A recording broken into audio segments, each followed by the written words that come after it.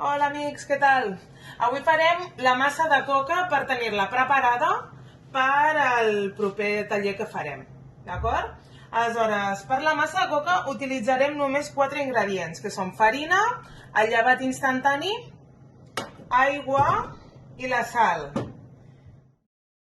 Doncs bé, el primer que farem és tenim l'aigua tèbia. Jo l'he ficat mig minut, 45 segons dins del micro perquè no estigui freda, perquè és la manera que podem fer accionar el llevat. Aleshores, llancem el llevat dins de l'aigua i la fem dissoldre. Fiquem la farina,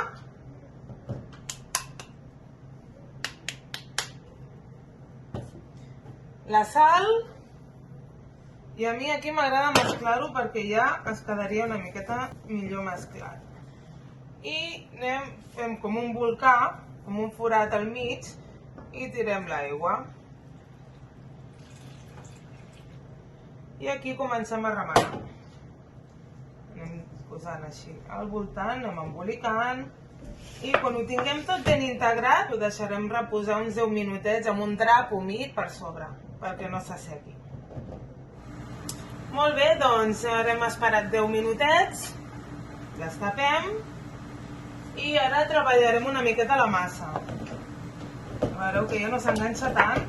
Ara el que farem és ficar una miqueta de farina aquí per treballar-la una miqueta més, però tampoc massa,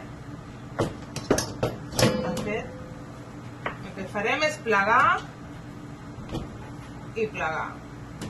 Si us enfarineu les mans, millor, perquè així se us enganxarà menys.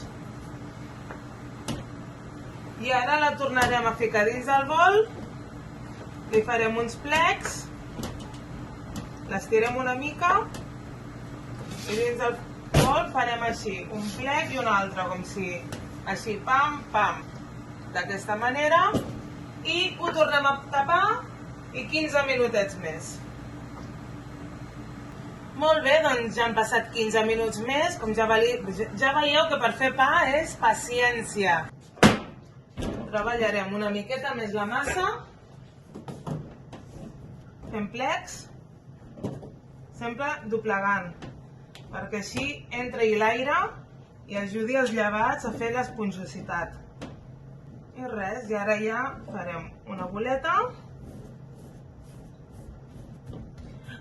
A mi ho podeu embolicar amb un drap humit, però a mi, com és per un dia per l'altre, jo prefereixo posar el paper film, que en diem a Catalunya, o el Saran Wrap, que diuen aquí. I ara això ho posem dins de la nevera 2 horetes abans, 3 horetes abans, o jo la deixaré d'avui a demà per provar la massa, d'acord? Doncs espero que us hagi anat bé, ja veieu que no és complicat, és qüestió de temps i de deixar reposar. Gràcies!